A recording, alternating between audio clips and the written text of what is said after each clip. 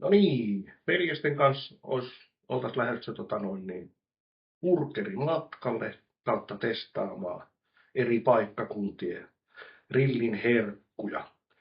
Taustalla olevalla kartalla näkyy reitti noin suurin piirtein ja pisteet, missä käydään.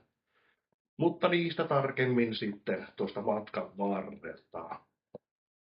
Ja tarkoitus pois pisteyttää nämä eväät ja voit kertoa siitä sitten. Joo, eli mennään ihan koulusarvosanoin numeroperiaatteella tuolta 4-10 asteikolla. Koitetaan ottaa siinä myös vähän hintalaatusuhdetta huomioon ja muuta, kun käydään näissä paikoissa sitten syömässä ja arvostellaan sen mukaisesti.